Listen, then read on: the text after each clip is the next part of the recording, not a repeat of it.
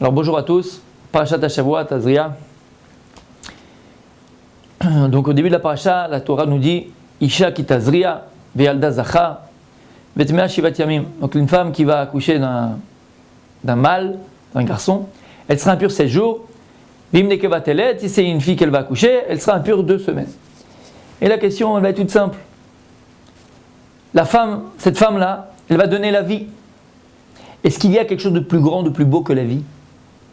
La chose qui fait qu'on ressemble à Kadosh Baruch Hu, c'est que l'homme et la femme, à Kadosh Baruch Hu, il a donné cette faculté de donner la vie. On va donner naissance à quelqu'un, donner naissance à un être.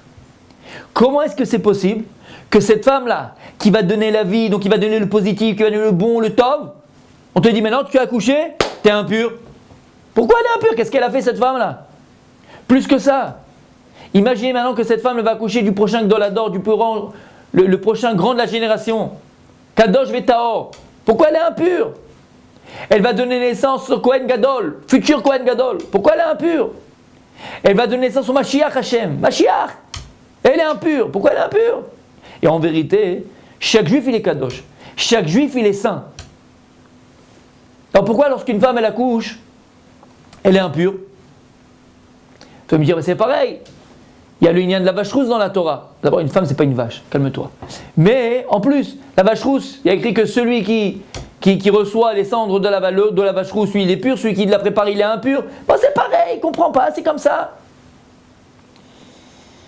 Il y a une Gemara dans Masechet Eruvin. La Gemara, elle dit que il y avait un Talmid Beyavne, il y avait un élève, un Talmid Chacham à Yavne, qui était capable de rendre Tahor le Sheretz. On a vu dans Parashat Shmini, les Shratzim, ce sont les reptiles, les vers de terre, les souris, toutes ces choses-là, Shratzim. Et on nous dit qu'il y avait un Talmid, un élève, qui était capable de rendre Tahor, de rendre pur, n'importe quel reptile. Comment? Il avait 150 ta'amim, 150 raisons de rendre pur le Sheretz. Pourquoi? La Torah nous dit que si maintenant on va toucher une souris, on va toucher certains reptiles, alors on est impur. Le fait de les toucher.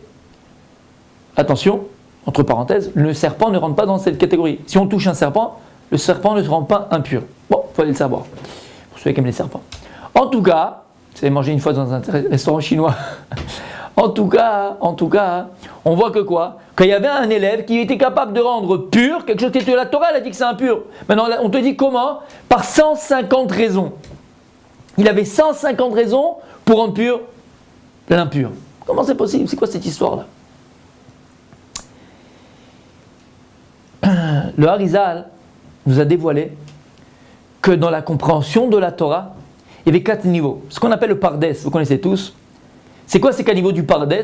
Pshat, sens littéral. Ce que la Torah elle te dit, tu fais. C'est sens littéral, simple de la Torah, de la compréhension simple des choses. Resh, Pardes, c'est Remez, en allusion. Drash et Sod, les secrets de la Torah, Plimiut la Torah, Pardes. En vérité, lorsque la Gemara elle te dit qu'il y avait un élève qui était capable de rendre pur le Sheretz avec 150 raisons, par 150 raisons, c'est que cet élève-là, il avait une capacité à rentrer dans quoi? Dans le Remez, dans le Drash et dans le Sod. C'est-à-dire, à Kadosh Baruch Hu, on se trouve dans les mois du Homer, dans le mois du Homer, dans les jours du Homer, sorti de Pessah jusqu'à Shavuot, on te demande de compter 49 jours.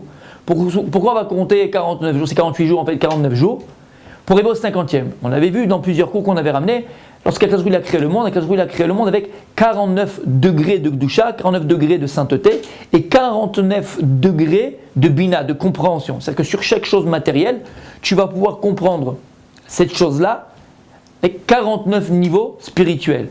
Pour arriver au Sharach Hamishim, 50 niveaux, et en vérité c'est Shavuot. Shavuot Natan Torah, on doit arriver au Sharach Hamishim, à la 50e porte, 50e niveau. Et c'est les jours du Homer. Donc en vérité, lorsque tu prends Pardes, dans le Remez, dans le Drash et dans le Sod, dans chacune de ces compréhensions-là, il y a 50 Sha'arim, 50 portes de compréhension du Remez, 50 portes de compréhension du Drash et 50 portes de compréhension du Sod. C'est-à-dire qu'en vérité, dans le Pardes, donc Remez, Drash et Sod, tu as 150 Sha'arim. 150 Sha'arim correspondent à Chamishim Sha'are Bina, fois 3, puisque tu as Remez, Drash et Sod. Donc cet élève-là, il avait la capacité d'arriver dans le Remez à le 50e niveau de compréhension, dans le Drash à la 50e degré de compréhension, et dans le Sod, dans le secret de la Torah, au 50e degré de compréhension. C'est ça qu'on nous dit dans la Gemara. Cet élève, il était capable de rendre Tahor le Tamé, rendre pur l'impur, avec 150 raisons. Parce qu'il arrivait dans ces trois niveaux-là de Remez, Drash et Sod, aux 50 degrés de compréhension de chacune, donc ça fait 150. Mais Habibi, il y a un danger. C'est quoi le danger? C'est que lorsque maintenant tu vas étudier la Torah, et tu vas arriver à une compréhension profonde de la Torah, malheureusement tu vas pouvoir même rendre pur, quelque chose qui était impur. Tu vas même pouvoir rendre pur quelque chose que la Torah dit impur. Tu vas rendre permis quelque chose que la Torah te dit c'est interdit. Tu vas pouvoir arriver à le faire par ton pile-poule, par ta connaissance, par ton savoir de la Torah. Tu sais pourquoi? Parce que tu as oublié l'essentiel. Et tu vas te planter. Tu as oublié le pshat. Lorsque tu vas étudier la Torah, lorsque tu vas arriver à comprendre la Torah, il faut avoir un cœur pur. Mikvé, c'est quoi le mikvé? On rentre dans un mikvé pour se purifier. Et même que le mikvé il purifie le corps, la personne il veut purifier son cœur avant d'étudier. Comment? Mikvé, lorsque tu prends le mot mikvé, même kouf, vav, he, la valeur numérique du mikvé c'est 151. 151, pas 150, 151. Pourquoi? Parce qu'on a dit que Pardes, c'est les 4 niveaux de compréhension. Et dans chaque niveau, qui sont Remez, Drash et Sod, tu en as 50, donc c'est 150. Mais si au départ, tu n'as pas le Pshat, Pshat c'est Echad, et le Pshat, il n'y en a qu'un, il n'y en a pas 150, il n'y en a pas 10 000 Pshat, il y a un Pshat. Il y a un Pshat. Si tu n'as pas le Echad, tu n'as pas le Pshat. Donc tu n'as pas 151. Tu n'as pas le Mikvé. Tu n'as pas le cœur qui est pur. Donc tu vas pouvoir, toi, arriver à quoi? À rendre pur quelque chose d'impur, à permettre quelque chose de la Torah d'interdit. Pourquoi? Parce que tu n'as pas le pshat. Tu ne peux pas arriver dans la Torah, à comprendre la Torah, à étudier la Torah, que dans le Remez, que dans le Drash, que dans le Sod, si tu n'as pas préalablement le pshat de la Torah. Et c'est quoi le pshat? C'est Aleph, c'est 1. 151, c'est la pureté du cœur. D'abord ce que la Torah elle me demande. Si tu n'as pas ce que la Torah elle te demande, tu n'es pas d'avouk, tu n'es pas attaché à ce que la Torah elle me demande littéralement, tu arrives à dire n'importe quoi. Tu vas dire n'importe quoi, tu vas faire des faux pshatim, des fausses conclusions, tu vas arriver à n'importe quoi, tu vas te planter. C'est pour ça que la Gemara elle dit dans Maseret Chagiga, 4 qui sont rentrés dans le Pardes. Il y a 4 Talmidei Chachamim qui sont rentrés dans le Pardes, dans les secrets de la Torah. Il y en a un seul qui est sorti, Beshalom.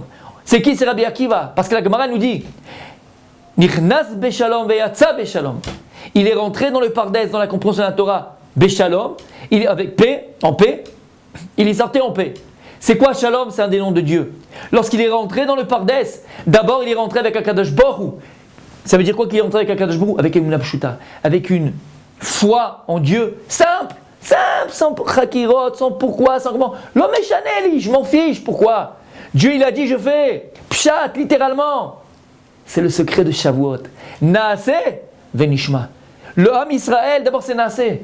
D'abord je fais, d'abord j'accomplis. Ah je comprends pas, je sais pas, mais regarde, l'homme est on s'en fiche, je sais pas, ça m'intéresse même pas d'abord. D'abord je fais c'est pshat, littéralement Dieu il a dit de faire, je fais. Après maintenant je peux rentrer dans le Remez, le Drash et le Sol, après je rentre dans le Nishma, après je rentre dans la compréhension de la Torah.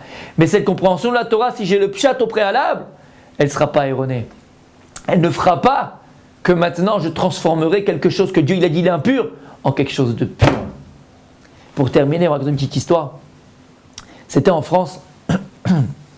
Vous savez qu'il y a eu des moments de pogrom à l'époque, il y a 200 ans, 300 ans, 400 ans, où l'homme Israël était persécuté. Il y avait un minag, il y avait une coutume dans une des régions de France, où là-bas, pour s'amuser, on faisait le combat des chefs, le combat des coqs. C'était quoi?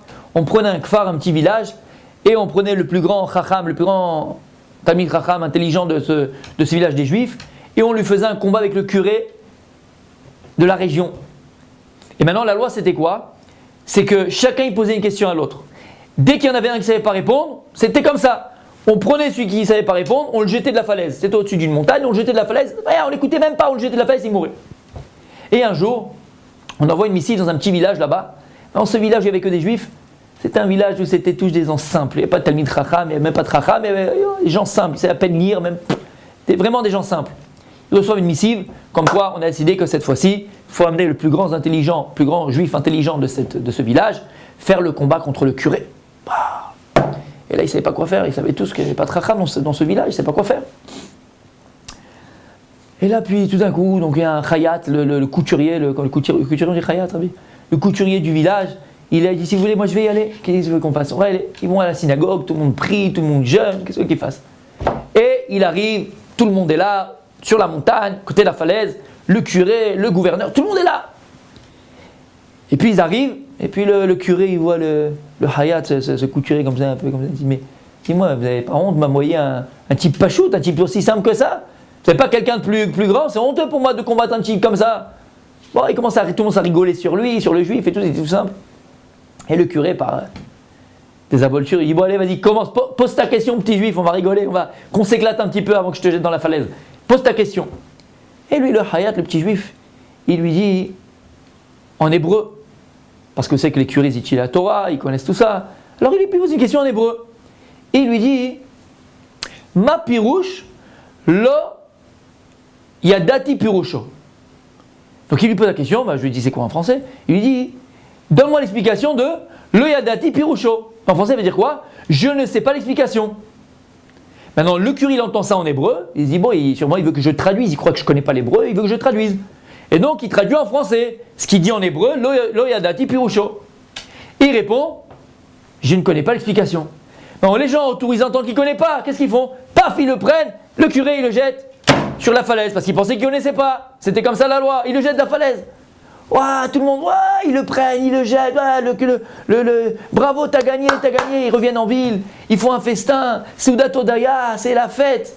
Et après, il y en a un qui se lève, il dit, bon, écoute, Tzadik, raconte-nous, comment tu as trouvé cette question de fou là? C'est quoi cette question que tu lui as posée? Et lui il se lève et dit, écoutez, j'ai rien compris ce qui s'est passé. Je ne sais pas ce qui s'est passé. Je ne sais pas, j'ai rien compris. Moi ce matin avant de partir, je dis Hachem, regarde, je ne sais pas, qu'est-ce que je vais faire? Qu'est-ce que je vais lui dire? Je ne connais rien, je ne sais même pas lire, je sais à peine lire l'hébreu, je ne connais rien. J'ai ouvert un chumash. Et dans le chumash, alors moi c'était quoi ce chumash? C'était un chumash avec traduction sur Rashi. Alors lui il pensait, ce Hayat, que c'était explication sur Rashi. Il ne pensait pas que c'était la traduction, il croyait que c'était expliqué Rashi. Et là j'ai dit, j'ai ouvert le chumash. Et dans le chumash, il y avait écrit Rashi, sur Rashi a écrit là-bas, Lo yadati pirusho. Mais ensuite, qui explique, c'est la traduction, il a dit, Lo yadati. Alors je me suis dit que si celui qui explique Rashi, il dit Lo yadati, le curé c'est sûr qu'il ne sait pas ce qu'il veut dire Rashi. Alors voilà. Qu'est-ce qu'on voit de là, hein? Emouna pshuta. Il est parti, il a dit Hachem, il a fait une fila, viens m'aider. Pashut. Lorsqu'on est de manière simple avec Hachem, Tamim tim Hachem lokecha. Pshat, littéralement. On est sûr de ne pas se tromper. On est sûr de ne jamais rendre pur quelque chose que la Torah te dit, c'est impur. Shabbat shalom.